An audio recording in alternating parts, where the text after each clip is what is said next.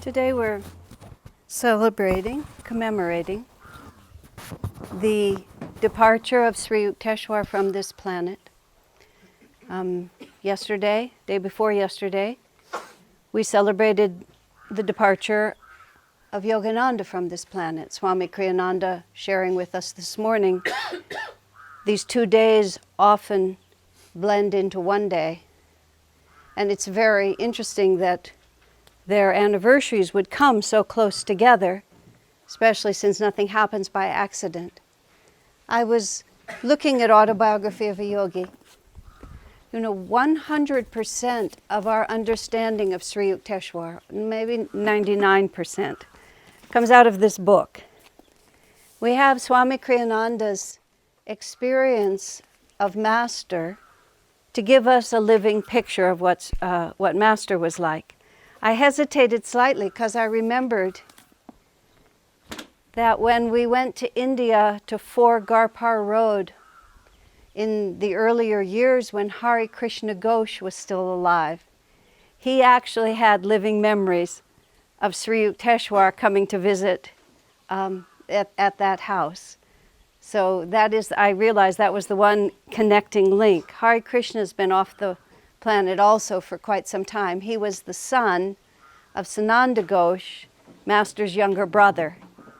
So growing up in that household, Sri Yukteshwar would come to visit his grandfather.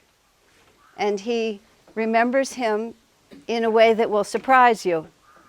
Being very humorous, being very attentive to the children, often having candies in his pocket, so that when the children came, he would have them rummage around in his pockets and take things out of his pockets. He talked a little bit about his nose, the same way Richard Wright talked about how he would play with his own nose, Sri Yukteshwar, a little bit. So the picture that Hare Krishna conveyed of Sri Yukteshwar is hardly the picture of the stern disciplinarian that you get out of Autobiography of a Yogi. And even when you read Autobiography of a Yogi, all of these verbal descriptions, we always run them through the filter of our own life experience. Well, what I was really thinking about when we put all these facts together is Autobiography of a Yogi actually devotes an enormous amount of material to Sri Yukteshwar. Master's deep desire to find a guru, even when he's talking to us about other important saints like Master Mahashaya. Part of the theme of the conversation with Master Mahashaya is that, no, I'm not your guru. That Master was so drawn to Master Mahashaya and through him to Ramakrishna that he actually thought that this might be, at least that's the way he writes it in the book. And Master Mahashaya, even though he gave him many deep experiences and was the intermediary for his vision of Divine Mother as he described it, and he talked about being drunk with God, it was clearly a very intimate relationship, and that's why the question would come up in Master's mind. Of course, the whole life of an avatar and the whole story of this book, I don't want to use the word to say that it's a put-on, but to a certain extent it's a lila. It's something that's acted out for the benefit of the rest of us, but it's purposefully acted out, so we have to take it seriously on the level on which it's offered. So Yogananda's life, a lot of his early life, is this quest for his master. Then he finds his master. Then he goes for all these years of training in his master's ashram. Then he gets sent out by his guru to do this other work. And then, of course, he comes back to India, my last days with my guru, and it's all the in and outs. We visit Kashmir. We do not visit Kashmir. The whole reality of this great avatar is defined by his relationship to his master. And then, of course, when Yogananda himself comes to the West and begins his reality, and our connection to Master comes again through Swami Kriyananda, whose entire life is to be a disciple. That the theme in all of this is really about our learning. And we often think that it's really about these gurus, but it's really about our relationship to them. I credit Larry and Prem Shanti and Larry with their little calendars on Autobiography of a Yogi, which they put out every year, 365 quotes, with helping us all to realize that even though almost everyone can inaccurately quote the first line of the autobiography, very few of us can quote it accurately. The characteristic features of Indian culture have long been a search for ultimate verities, and the concomitant, everyone says, guru-disciple relationship, except Master says, disciple-guru relationship. And many, many times I've contemplated that. Also contemplated the fact that in memory, I always have to stop and remember, because one wants to say guru first and disciple second. I know Swami Kriyananda, especially before he came to India, in the years since he's been here, it's been a little different.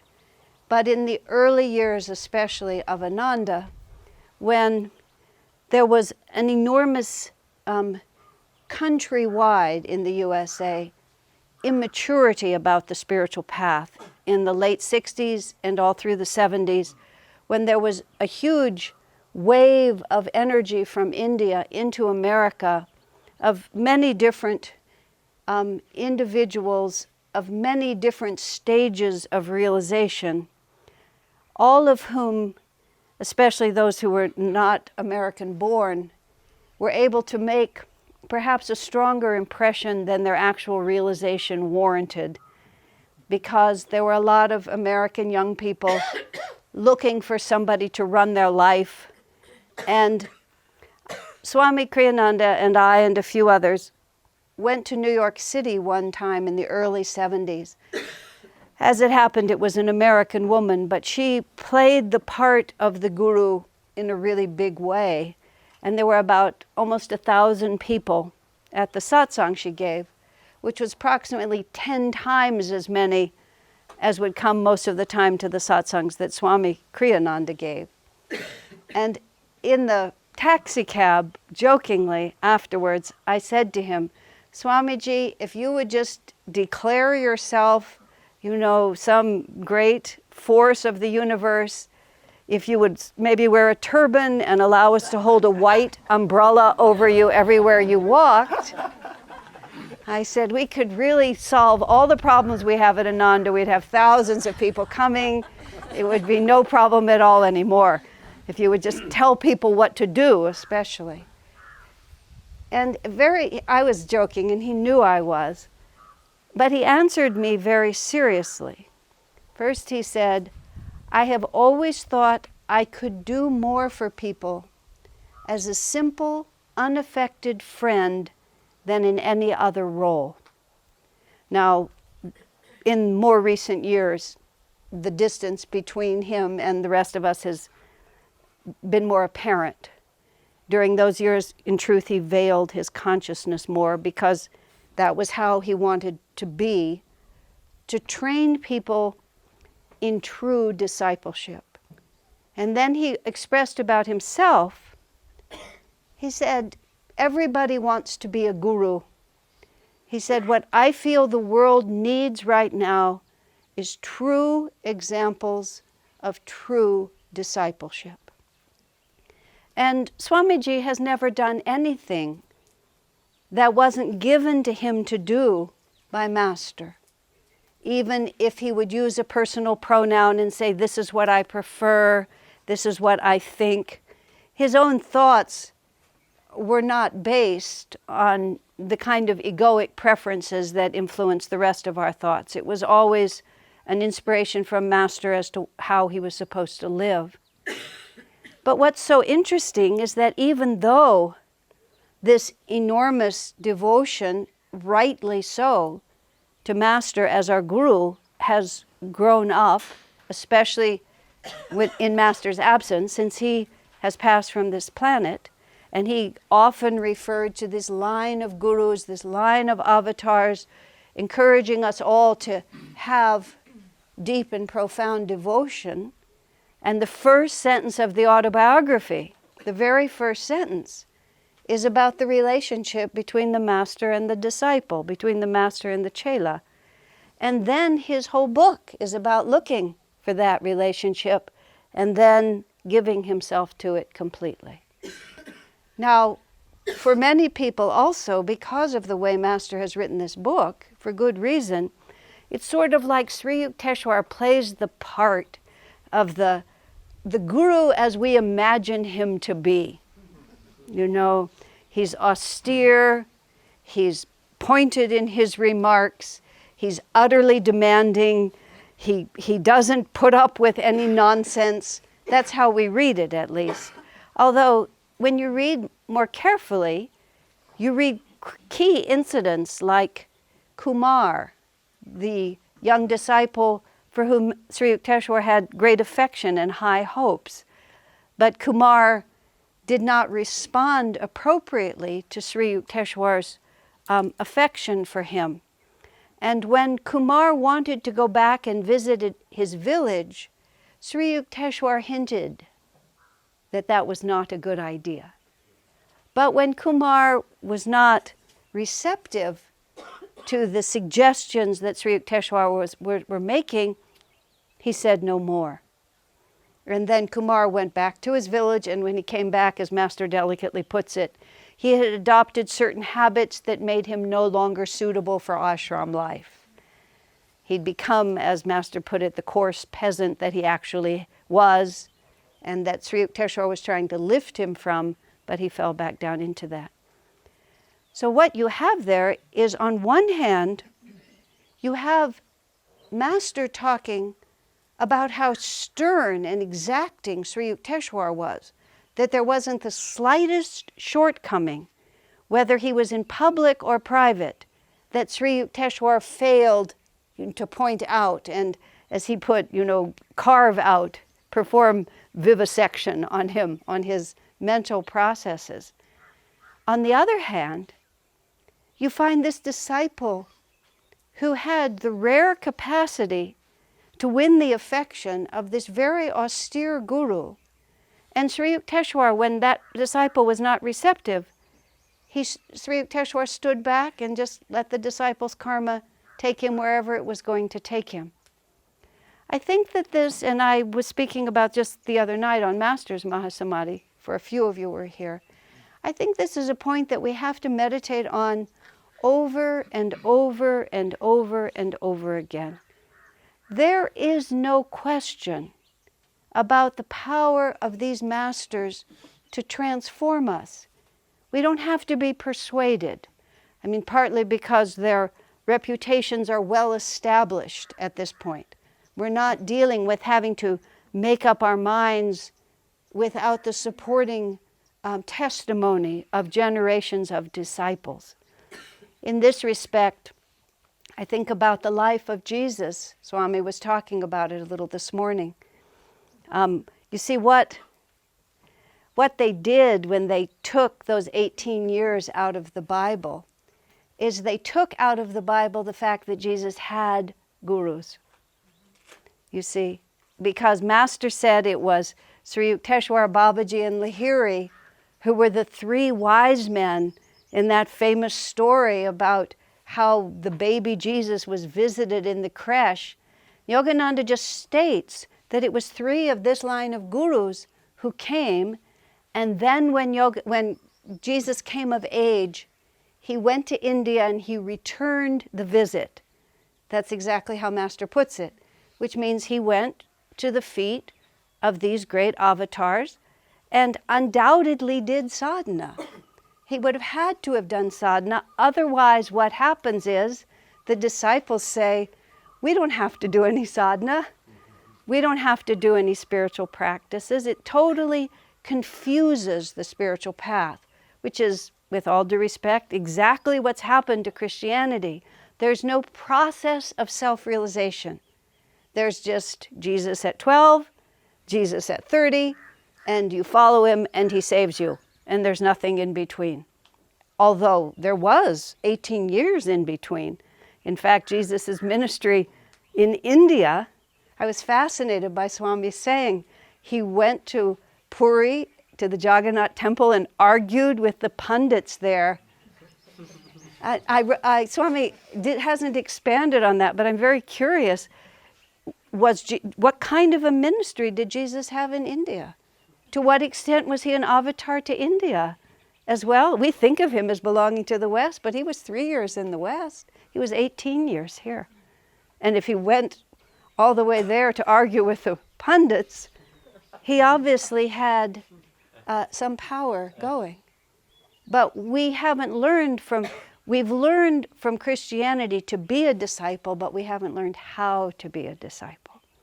But what I was going to say about the life of Jesus, which is more relevant to this, when Jesus was living, he was one of many rabbis among the Jewish people. And the Jewish people had a tradition that the Messiah would come, and the followers of Jesus believed, or at least hoped, that this was the prophesied Messiah. But by no means did everyone believe that. And so those who were willing to follow Jesus, and that's often in the story of the Bible how it's told, Jesus found his destined disciples fishing by the banks of the lake, and he said, this is all the Bible says, he said, "Follow me."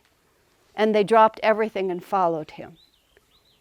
Implied in that, of course, is a tremendous, intuitive, charismatic transfer of an absolutely life-changing force, which they must have been able to perceive. In Autobiography of a Yogi, Yogananda describes Sri Yukteshwar standing absolutely still at the end of a very narrow lane. And Yogananda walks past him and glances back down that lane and then keeps walking. But then he found himself unable to walk away and only able to move when he went back toward him. And then he tried it again, and he couldn't go, and then he tried it again.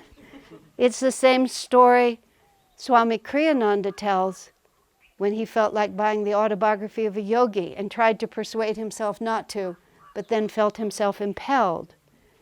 There's much more that happens than just, oh, this looks like a good man. This extraordinary divine magnetism. And of course, Master then rushes back to Sri Yukteshwar, and Sri Yukteshwar has not moved. I mean, you can just, if you want to just think about it, even many of you all are traveling to these places or have already traveled to those narrow lanes in Varanasi and know what those streets look like. And just imagine Sri Yukteshwar just standing there waiting, knowing that Yogananda was going to return, and then of course he comes. And you have that extraordinarily moving reunion offered in Autobiography of a Yogi, in which Sri Yukteshwar reveals that he knows everything about his disciples' life. I mean, they've never met in this life and these bodies, and yet it's as if it was a complete continuation of the relationship that was just briefly interrupted by the departure from their bodies, coming back into it, finding themselves exactly at this moment. Now, stories like that, and the way Jesus found his disciples, the way Swami Kriyananda found Master, it makes all of us, long for that kind of certainty, that kind of power. In fact, when Swami Kriyananda was writing his autobiography, The Path, now the stories in that book are all very well known to us, of course. But when Swami was writing that book, it was all being revealed. And that was the last book he wrote before he got a computer. That book was written with an electric typewriter. And then right after that, he got a computer. When he was writing with an electric typewriter, he would type his pages, then he would edit by hand, and then he would want the page to be completely retyped. And I came into that. So I typed and retyped that book. I was very sorry when he got a computer. But I typed and retyped and typed that book over and over. And at one point, I and another woman were with him in Hawaii, and he was in semi-seclusion working on the book.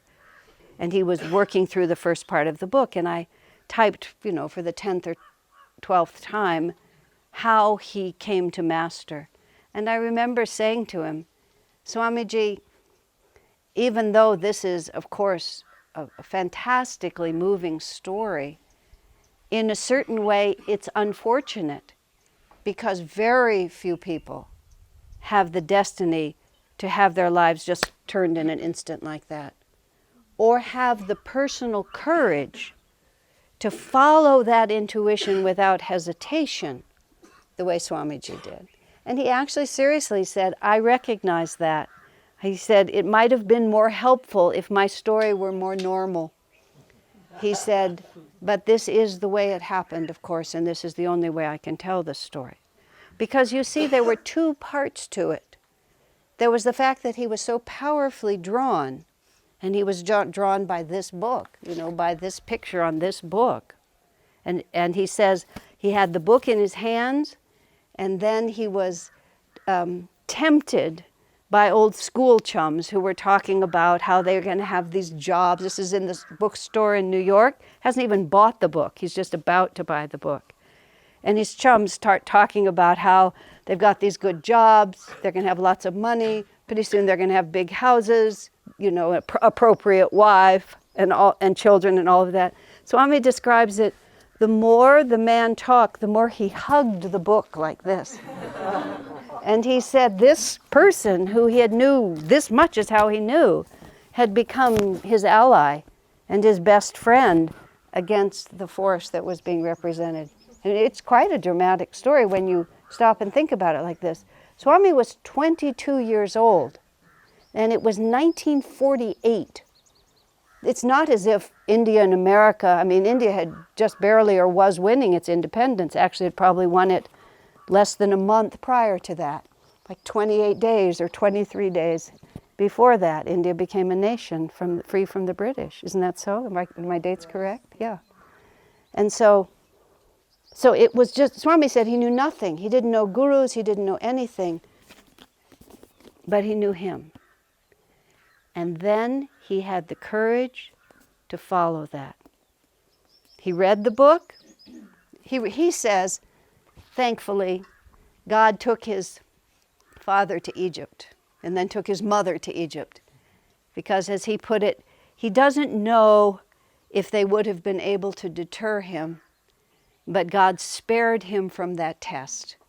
Because it was 2 years before he saw his parents again, by which point what had been a hope was now a certainty, and there was nothing they could do to take him away from it.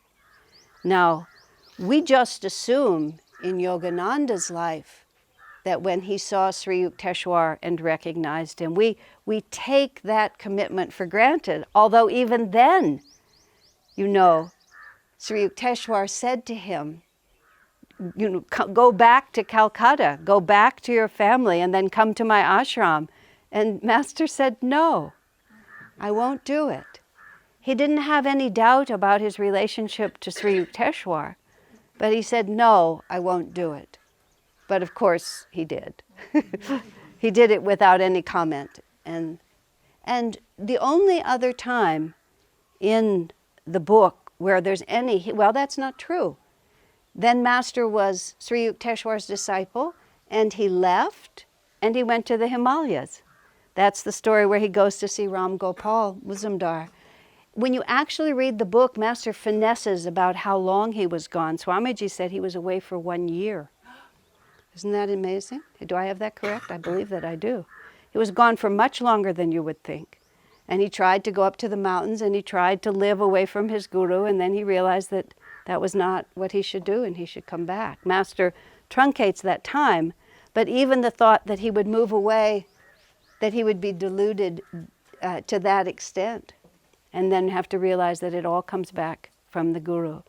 This is what I'm saying, is that it's not so much about the masters, it's about how we relate to them. Master had that first resistance to Sri Yukteswar's instruction. He had that lifelong longing to go up to the Himalayas and live a different life. What's really being represented there, however long he was away from Sri Yukteswar, if I have my numbers right, or if it was just a brief time as it implies in the book.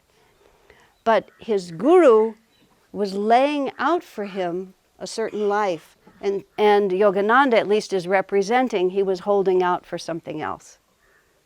He was going to go off to the Himalayas, whereas his true destiny was the destiny, of course, that we've seen. To imagine that as an avatar he actually resisted it, your mind gets very confused about these things. It's hard to take it seriously. And yet the incidents happen. That even Yogananda describes himself as having to learn to accept the discipline of his guru, learn to accept what his guru is going to give him.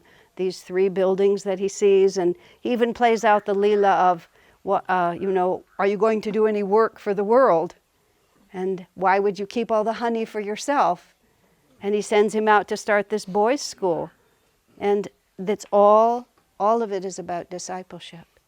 Now, I was starting to talk a little while ago about this, one of the incidences in the life of Jesus, which to me has always been just a fascinating story, the way Master interprets it. Toward the end of the life of Jesus, he knew that this very difficult test was going to come to his disciples, which is that he was going to be arrested and crucified. Now, at the time, his disciples thought that he was going to declare his power and become recognized as the Messiah, even the King of the Jews, to liberate the people. Their picture of how his destiny was going to unfold, almost to a person, did not include what actually happened, except perhaps 1 or 2, maybe John had some intuition. But there was all this controversy about him. But because they had faith in him, they expected that controversy would end with the recognition of his greatness. And Jesus knew that when in fact he would be arrested and crucified, humiliated and denied, that would be, disconcerting to his disciples, to say the least, not at all what they expected. So toward the end of his life, he began to try to weed out those who wouldn't have the inner strength to go forward from there. Because whoever was left after Jesus died and was also resurrected had to be absolutely clear about their relationship to Jesus, who he was, and their responsibility as disciples. So Jesus started making it very difficult for his disciples at the end. And the famous remark, "Eat my body, drink my blood," which Jesus sort of casually announced to his followers without any explanation. I mean, imagine if we'd gone with Swami this morning and Swami says, "I proclaim a new teaching. You're supposed to eat my body and drink my blood," and just left it like that. I mean, we imagine historical events.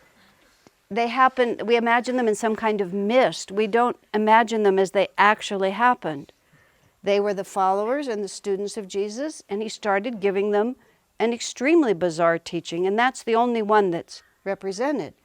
Master tells us that the body is the infinite Om, that the blood is the Christ consciousness, and he was really giving them a very esoteric instruction, that it wasn't even just about the wine and the bread. But Jesus didn't explain that. He just said these words. The Bible says, "The disciples said one to another, 'This is a very hard teaching.'" I mean, exactly. We're all walking down to lunch and we start saying to each other, that was really something. What do you think about that? And then it says further that after that, many walked with him no more. Many of the disciples left. They just thought, this is crazy. Whoever we thought he was, he's gone loony on us. And Jesus was doing this on purpose because he wanted to find those. And now here's the part that I find so interesting.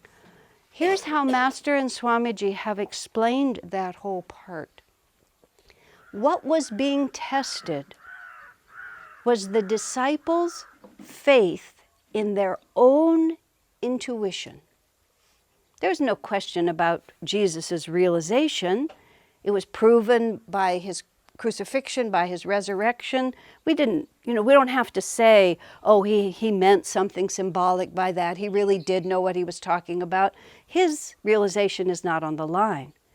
The question was, here were all these disciples who had had profound experiences, inner experiences of who Jesus was, who he was to them, and what that meant to their lives. And all of a sudden, Jesus himself made it difficult for them to sit comfortably in that belief. They were comfortable in the fact that he's a little controversial, but he's a great rabbi. They were comfortable in the fact that sooner or later everybody else is going to notice how great he is. And all of a sudden, he's challenging their experience. He's not fitting into any comfortable box. The only reality that they had then was, what do I really know? There was a period of time in America and in Europe also where Ananda was vilified. Vilified in the law courts, vilified in the newspapers. Just many people suddenly announced that Ananda was not what it seemed, that Kriyananda was not what it seemed. Just this huge negative attack. People would come to me and want me to persuade them that it wasn't true. My response was very simple. What do you think? It felt to me that if I had to persuade someone that Ananda was good, then the next person who told them that it wasn't, they would be equally persuaded. Remembering that story, what kind of disciples are we? And this is why the first sentence of the autobiography asks, it's the disciple-guru relationship. And we have Sri Yukteshwar as the quintessential guru, making tremendous fervent demands upon us. And there are many times in our lives where it really behooves us to attune ourselves at least to that vibration, whether we're attuning ourselves to his consciousness, however we're seeing it. Sooner or later, we have to have the courage, or at least pray for the courage, to really be willing to not be a disciple to whom the guru hints, and then we just go off into our karmic disasters because we're not really willing to hear it. Master talks in Autobiography of a Yogi, as soon as all my resistance faded away, as soon as I no longer tried to protect any part of my nature from the cauterizing force of Sri Yukteswar's clear perception, he says, the master melted into relative leniency, is how he described it. But it's just so, he was still uncompromising, but you see, all of our concern is only when we are trying to protect. But the other thing we all have to realize is that the Master never asks of us anything that is beyond us to do. Mother Teresa of Calcutta. God never gives me a task greater than I can handle. And then she adds rather wryly, sometimes I wish he didn't trust me so much, is how she put it. which is that balancing line that we're always asked to. And I think the line of gurus is given to us just to give us choices, give us different ways of relating according to how we feel. But the Sri Yukteshwar energy, which is that completely uncompromising. And we also have this interesting paradox that I always enjoy. Sri Yukteswar's life was completely outside any thought of responsibility for transforming the world in a significant way. Even the story is told when Master went back in 1935-36, and he looked at Sri Yukteswar's rather shabby rug, and he said, "I want to replace that rug." And Sri Yukteswar just looked at him and he said, "That's your world, not mine." He said, "Everything where I am is clean and tidy. I have my meditation asana. That's all I need." I mean, think about the responsibility that Master had to bear, has had to bear. Think of the responsibility that Swami Kriyananda has had to bear. This global responsibility. Swamiji, for all the years of his life, I remember back in the 70s when we could just, well, I was going to say spiritually, we could barely tie our shoes. We had no idea where we were or where we were going. Swami was still traveling to Europe and lecturing in many languages. I remember when a film crew came to Ananda, maybe 71 or 72, from French Canada. And Swami just gave the interview in French, just as comfortably as he could have given it in English. I was so naive. It was the first time that it really crossed my mind that I had no idea who he was. Just something so simple as speaking another language, which in America is more unusual. But it was also just the fact that he just shifted into another culture as comfortably as he lived in the American one. There was another moment, if I can convey this accurately, when I also sensed his reality. Of course, now Swami talks about being the king of Spain, being the king of England, and who knows what else he's been. But at some point there was a discussion about Israel, and this was many years ago, before the situation was as complicated as it is now. And Israel had won back the Golan Heights, which is a huge strategic advantage. And there was a lot of discussion. And Swami just turned to me, just very casually, and said this: "Israel must never give up the Golan Heights like that." He said, "They absolutely have to have it for their defense." And I had felt like saying, "Yes, sir, we never will. We'll keep it, we'll keep it,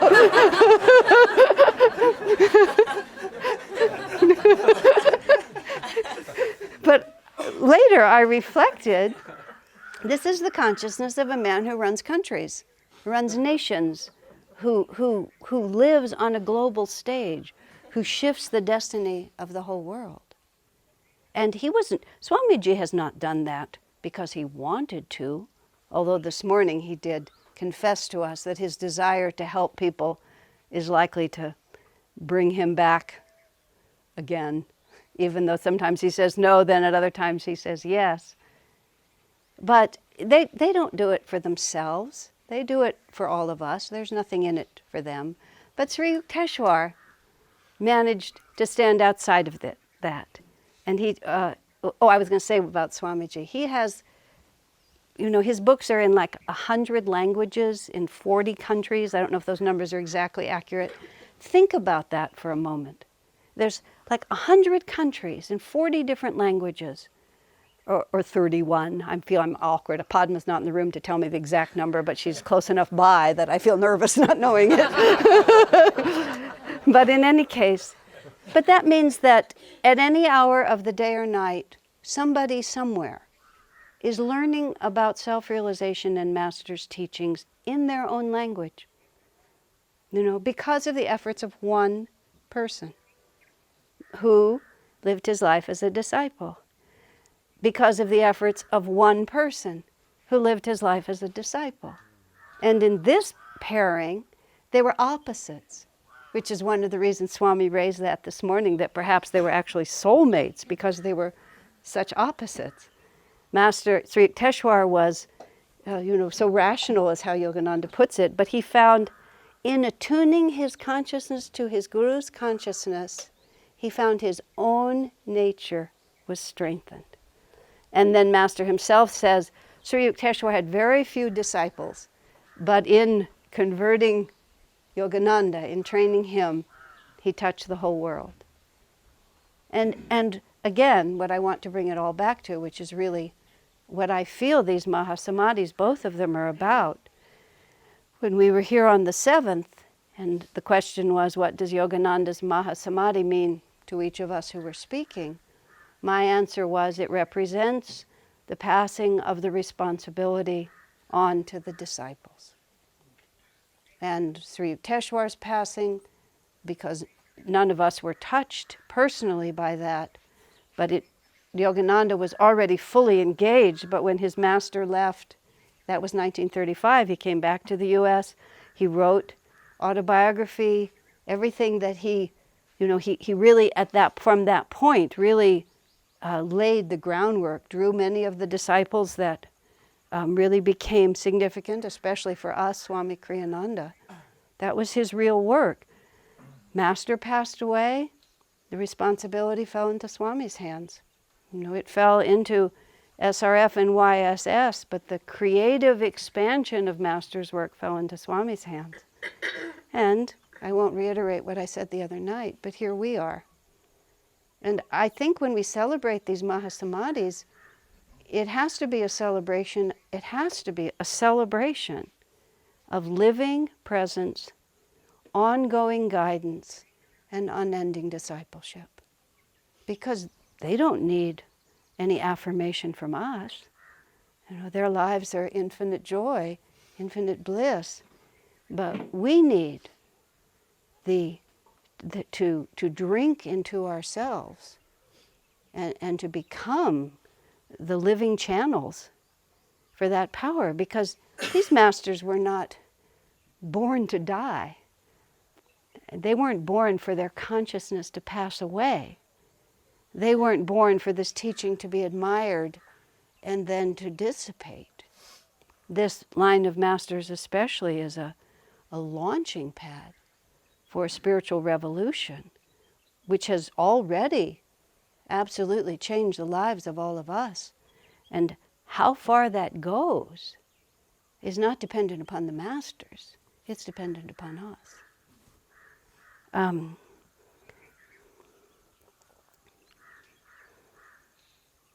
Somebody asked me, saying we're supposed to offer everything we do to God and Guru. And she was asking me sort of how that works. And I thought about it for a moment, and I thought, well, I think the most efficient thing is to offer yourself. Just offer yourself first, and then everything else follows from that. Yes, of course, all the efforts that we make, it's a constant reminder, it's an everyday practice. But the real power is in the first cause. Why am I living? Why was I born? What am I going to do with this incarnation? Who is this incarnation for? I was sitting once in my house and this picture was on the wall.